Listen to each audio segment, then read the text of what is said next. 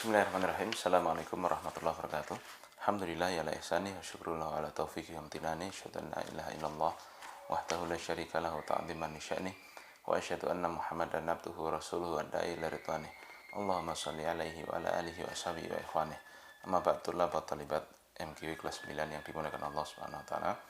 Alhamdulillah pada kesempatan kali ini kita bisa melanjutkan kembali pelajaran kita, dan sekarang kita sampai di bab 12 dengan judul bab jangan membuat tandingan-tandingan sekutu bagi Allah Subhanahu wa taala. Tujuan dari pembelajaran bab ini yang pertama, murid dapat menerangkan hukum ucapan kalau bukan karena Allah dan karenamu, dan ucapan yang semisalnya, bagaimana hukumnya itu nanti. Lalu yang kedua, murid berhati-hati dari terjatuh dari syirik kecil karena sangat tersembunyi kesyirikan kecil itu. Lalu yang ketiga, murid dapat menyebutkan contoh bentuk menjadikan tandingan bagi Allah Subhanahu wa taala. Muqaddimah. Allah merupakan satu-satunya yang mencipta, yang memberi rezeki dan mengatur segala sesuatu. Tidak memiliki sekutu, tidak ada yang bisa menyamainya. Maka wajib bagi kita untuk beribadah hanya kepada Allah semata dan tidak menyekutukan Allah dengan satu apapun dan dengan suatu apapun, baik dalam ucapan, amalan maupun keyakinan. Tidak boleh ucapan kita mengandung kesyirikan, keyakinan kita juga tidak boleh mengandung kesyirikan, amalan kita tidak boleh pula menunjukkan amalan-amalan kesyirikan. Jadi 3 ini kuncinya, ini tolong kasih garis bawah ya. Ucapan, amalan, dan keyakinan ini tidak boleh mengandung kesyirikan. Hati tidak boleh ada kesyirikan di dalamnya, lisan tidak boleh ada kesyirikan di dalamnya, perbuatan tidak boleh ada kesyirikan di dalamnya. Paham ya? Nah, tidak boleh menjadikan tandingan bagi Allah itu dengan ketiga perkara tadi. Dengan keyakinannya, dengan ucapannya, dan dengan perbuatannya. Itu dilarang baginya untuk menggunakan hati, lisan, maupun anggota badannya untuk menyekutukan Allah Subhanahu wa taala. Nah, Allah Subhanahu wa taala berfirman tentang larangan untuk menjadikan tandingan bagi Allah ini ya. Fala taj'alu lillahi andada wa antum ta'lamun. Maka janganlah kalian membuat tandingan bagi Allah, andad itu adalah sekutu dan tandingan, padahal kalian telah mengetahui bahwa Allah itu yang mengatur segala sesuatu, memberi rezeki segala sesuatu, menghidupkan, mematikan, dan kalian juga telah tahu bahwa Allah itu satu-satunya yang berhak untuk disembah. Maka jangan sampai kalian jadikan sekutu bagi Allah Ta'ala.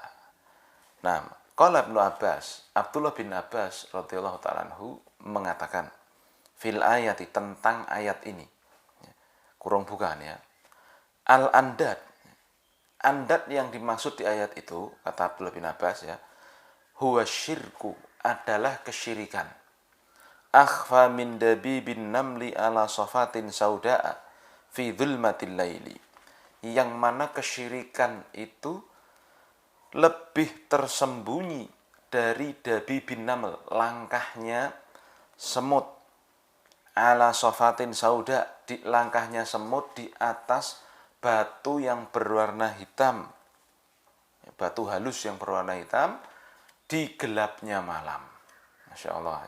Abdullah bin Abbas mengatakan syirik itu bisa jadi lebih tersembunyi dari seekor semut yang sangat kecil, kan tidak kelihatan kan? Semutnya jalan di batu halus warna hitam, kelihatan tidak tuh? Lebih tidak kelihatan lagi di malam hari yang gelap. Kira-kira kelihatan lagi tidak itu? Tentunya sangat sulit untuk melihat semut yang keadaannya seperti itu. Nah, Abdullah bin Abbas mengatakan syirik itu bisa jadi seperti itu, sangat tersembunyi. Wa huwa antakul. Nah, ini beliau menjelaskan lagi dengan contoh. Syirik yang sangat tersembunyi itu adalah ketika engkau, contohnya ketika engkau mengatakan wa huwa antakula wallahi wa hayatuka ya fulan wa hayati, wa taqul laula kulaibatu hadha la atana lususu wa laula al-battu fid dari la atana lususu wa qaulur rajuli li sahibihi ma sya'allahu wa syi'ta wa qaulur rajuli laulallahu wa fulan la taj'al fiha fulanan hadza kulluhu bihi syirkun kurung tutup rawahu Ibnu Abi Hatim. Nah, contohnya kata Abdullah bin Abbas yang pertama, wallahi wa hayatuka ya fulan wa hayati. Dia berkata, demi Allah, demi hidupmu dan demi hidupku, wahai fulan. Kasih garis bawah itu nomor 1. Dari kalimat wallahi sampai wa hayati itu ya. Itu contoh perkataan nomor 1. Lalu contoh lagi yang kedua, perkataan laula kulaibatu hadza la atana lususu. Seandainya tidak ada anjing kecil ini, maka pencuri akan datang kepada kita. Contoh nomor 2, si garis bawah ya. Contoh nomor 3, walaulal baqtu fid dari la atana lususu. Seandainya tidak ada angsa di rumah ini, ya sungguh pasti akan datang pencurinya. Contoh yang keempat, ya, wa qaulur rajuli li sahibihi, perkataan seorang pada temannya, masya Allahu wa syi'ta, kasih garis bawah nomor 4, contoh keempat, atas kehendak Allah dan kehendakmu, kalimat dan ya. Wa qaulur rajuli, ya, lalu contoh yang kelima, laulallahu wa fulan, kasih garis bawah, seandainya bukan karena Allah dan fulan ya.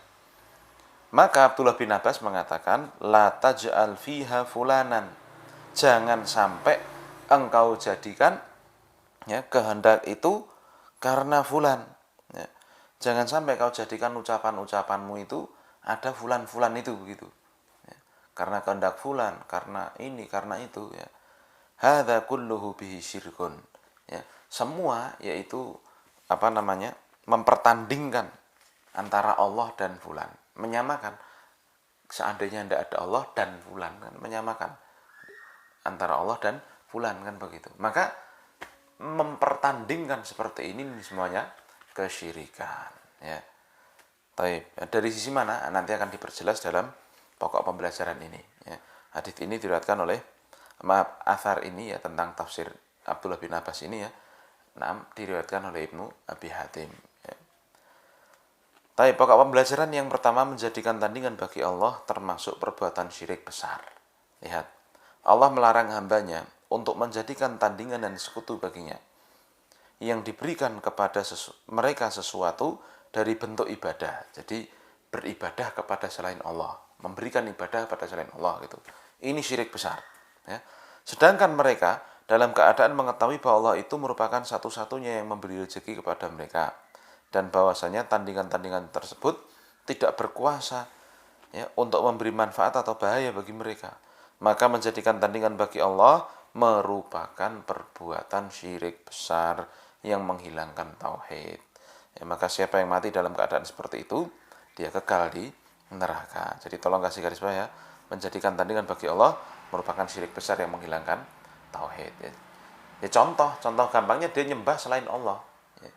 Jadi dalam penyembahannya itu, sembahannya itu dibagi dua, dia nyembah Allah dan dia nyembah selain Allah. Contohnya dia nyembah Allah dan dia nyembah Nyi Roro Kidul kan begitu. Maka berarti dia itu menjadikan Nyi Roro Kidul itu tandingan bagi Allah. Dia berikan ibadah kepada Nyi Roro Kidul seperti ia berikan ibadah kepada Allah. Nah, maka seperti ini syirik besar. Dipahami ya? Nah, tadi yang perlu diingatkan di awal tadi, syirik ini bisa datang dari hati, dari keyakinan, dari ucapan, dan dari perbuatan ya.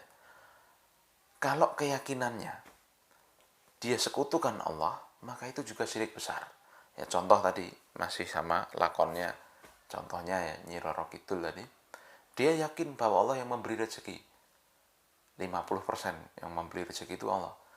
Tapi dia juga yakin 50% Nyi Roro Kidul itu membantu, yang ngatur daerah pantai selatan itu khususnya Nyi Roro Kidul ya. Dengan modal keyakinan ini ya, lalu ucapan-ucapannya dan perbuatannya ya, maka dia sampai ngasih sesajen dan sebagainya pada Nyi Roro Kidul. Nah, maka ini sebuah perbuatan menyandingkan Allah dengan Nyi Roro Kidul, wal iyadzubillah. Membandingkan Allah ya, dan Nyi Roro Kidul, menjadikan Nyi Roro Kidul sekutu bagi Allah, wal iyadzubillah. Maka ini jelas sekali ya, syirik besar, dan orang yang melakukannya ya, itu ya, diancam dalam ayat Al-Quran jelas sekali, wa man yusyrik billahi faqad harramallahu alaihil jannah wa ma'wahun nar wa ma lidzalimina min ansar. Siapa yang menyekutukan Allah ya, maka dia diharamkan atasnya itu surga, tidak bisa dia masuk surga. Wa ma'wahun nar, tempat kembalinya pasti neraka, dan dia di akhirat kelak tidak ada yang menolong dia, karena dia orang yang zalim, orang yang menyekutukan Allah di dunia, tidak akan ada orang yang menolongnya, dia kekal di neraka. Waliyatubillah. Jelas sekali ya. Nah, maka ya marilah kita berlindung ya. Jangan berlindung pada Allah, jangan, agar kita diberi keistiqomahan untuk tidak syirik ya, tidak menyekutukan Allah sampai kita meninggal kelak. Nah, ya. Kemudian yang kedua, contoh membuat tandingan bagi Allah.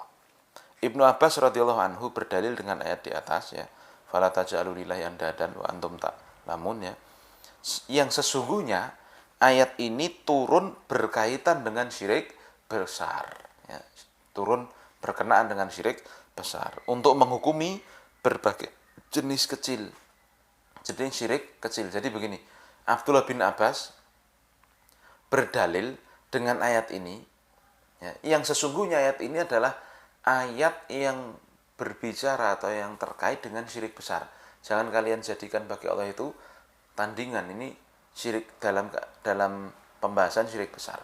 Namun Abdullah bin Abbas radhiyallahu anhu memakai ayat yang terkait dengan syirik besar ini ya, beliau ambil, beliau nukilkan, beliau pakai untuk ya, memperingatkan umat dari syirik kecil begitu.